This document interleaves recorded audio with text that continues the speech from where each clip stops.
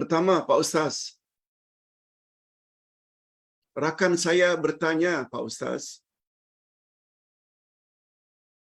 kenapa dalam Al-Quran Allah selalu menggunakan istilah untuk dirinya dengan kami, nahnu, kami.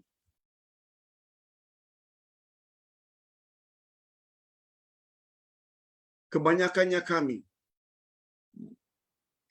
Walaupun menggunakan kadang-kadang aku.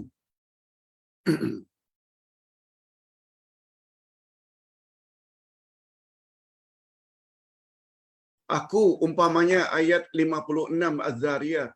Wa ma khalaqtul jinna wal insa illa liya'buduni. Aku, kata Allah, tidak jadikan jin dan manusia kecuali agar mereka beribadat padaku. Itu aku.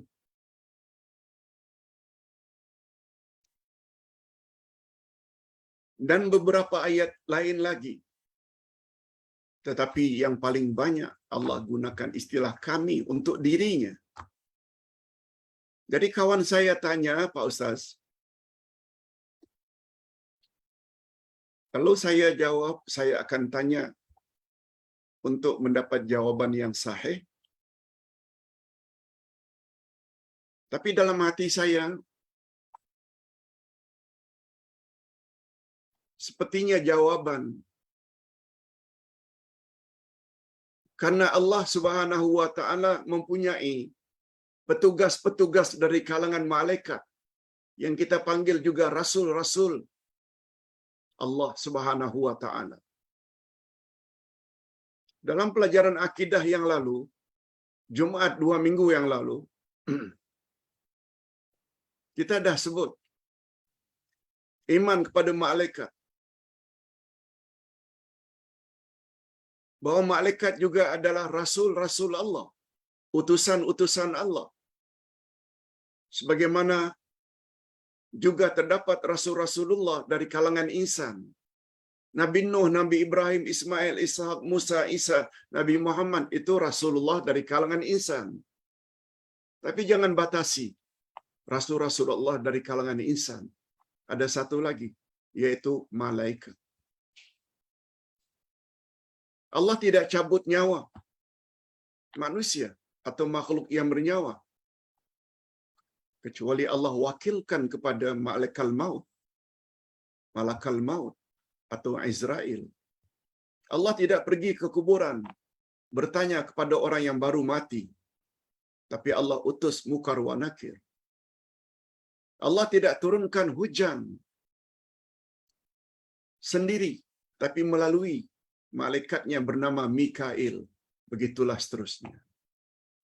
Semua melakukan perintah Allah itu dipanggil juga Rasulullah.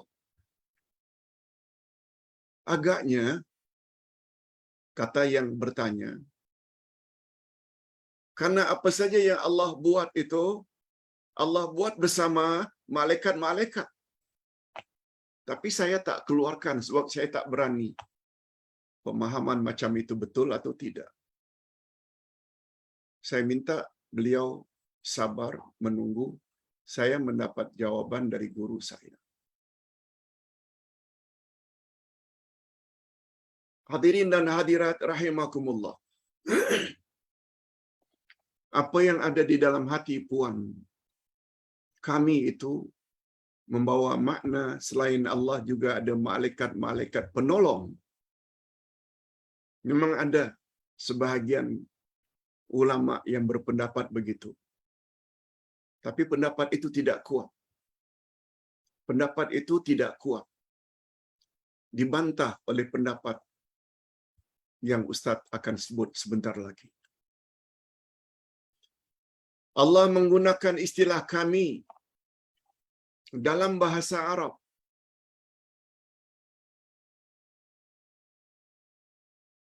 Walaupun kata ganti itu, ana untuk orang pertama, saya, I untuk orang yang pertama. Orang kedua itu kamu, anta, anti, antuma, antunna. Itu orang kedua, lawan bicara. Nah, orang ketiga, dia, mereka. Sedangkan orang pertama, selain aku, juga kami. Biasanya aku untuk mufrad, singular, single. Kami biasanya untuk jamak, untuk ramai. Itu biasanya. Tapi dalam bahasa Arab,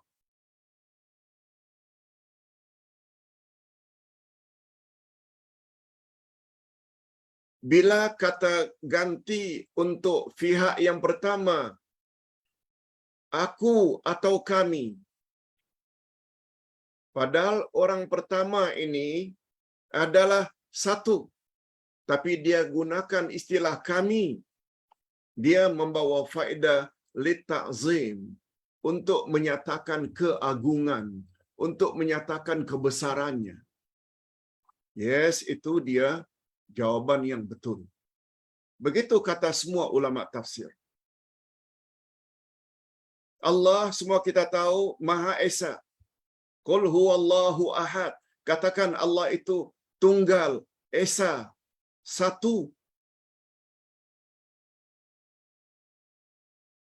Tapi mengapa Allah gunakan istilah inna anzalnahu fi lailatul qadar? Sesungguhnya kami turunkan ia, yakni Al-Quran, di malam Lailatul Qadar. Mengapa inna bukan inni? Ayat 9 dari surat Al-Hijr. Inna nahnu nazzalna dzikra wa inna lahu lahafizun.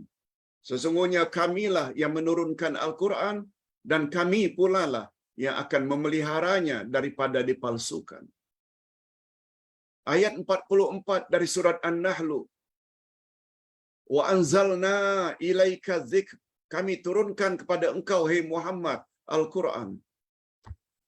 Sungguh banyak Allah gunakan istilah untuk dirinya, tapi kami. Bukan inni, tapi inna. Sesungguhnya kami. Jawaban yang tepat adalah lita'zim. Ustaz difahamkan bahawa di dalam English, bahasa Inggeris juga demikian. Pembesar-pembesar presiden atau Ratu Elizabeth sebagai contoh, dia selalu gunakan we, padahal dia seorang, tidak menunjukkan kebesarannya. We, kami. Itu jawaban untuk soalan yang pertama.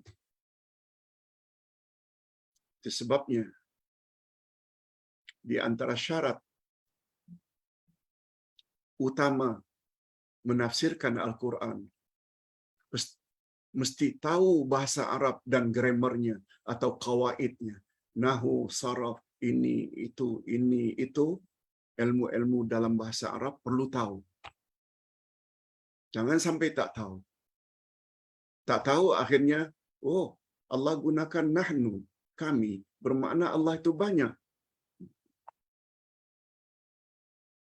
Terkadang-kadang penggunaan nahnu oleh zat yang satu, dia sebenarnya membawa makna, tidak menyatakan kebesaran dan keagungannya. Betul tak? Keagungan dan kebesaran Allah itu tiada taranya. Ratu saja, presiden saja, raja saja, sultan saja gunakan istilah kami. Padahal mereka itu kerdil, kecil. Menggunakan kami walaupun mereka seorang untuk menyatakan kehebatan dan kebesaran mereka. Lebih-lebih lagi lah Allah Azza wa Jalla. Okey. Nah, ini pertanyaan yang Ustaz terima pagi ini. Pak Uday, saya ingin tahu sampai di mana kesahihan ceramah dalam video ini yang mengatakan bahwa Nabi sallallahu alaihi wasallam bersabda, laulaka ma khalaqtul aflaq.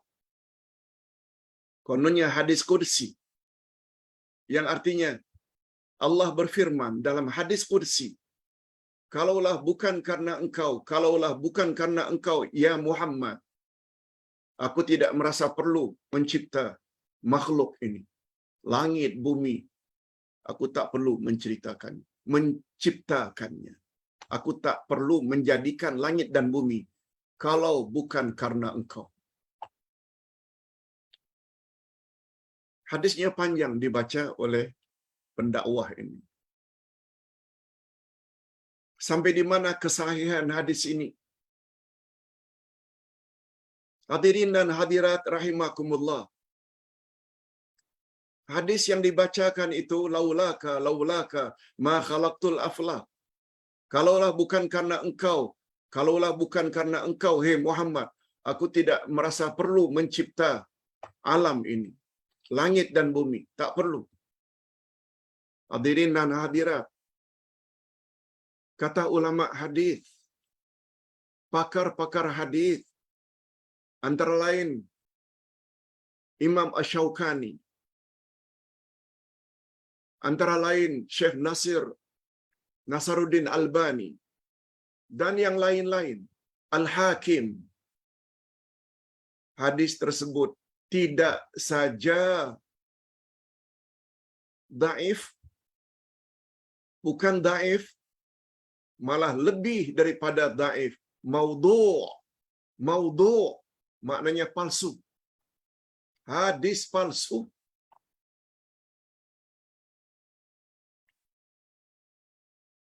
Faham-fahamlah kita bila hadis palsu.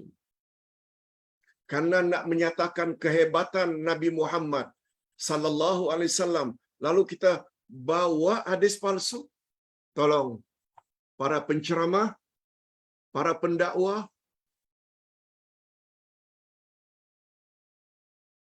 karena ingin menghormati Nabi Muhammad sallallahu alaihi wasallam, meninggikan derajat Nabi Muhammad sallallahu alaihi wasallam, sampai kita gunakan dalil yang diambil dari hadis palsu. Tolong jangan diulangi. Sebab dalam hadis mutawatir dan sahih, Rasul bersabda, apa kata Nabi? Man kadzdzaba alayya muta'ammidan falyatabawwa maq'adahu minan nar.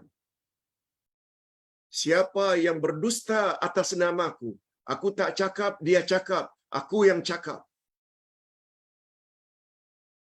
Allah tak cakap dalam hadis qudsi, dia kata Allah yang cakap. Kalaulah tidak karena engkau, aku tidak merasa perlu mencipta alam semesta ini. Man kadzdzaba alayya, siapa yang berdusta atas nama aku, suruh dia siap-siap untuk masuk neraka.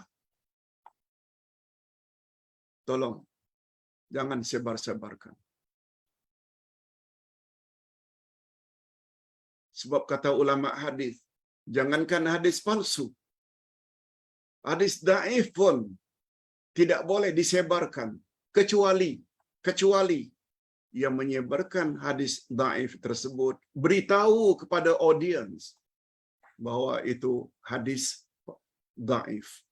Sebab hadis dhaif dia membawa result zan, iaitu sangkaan, bukan keyakinan. 50-50.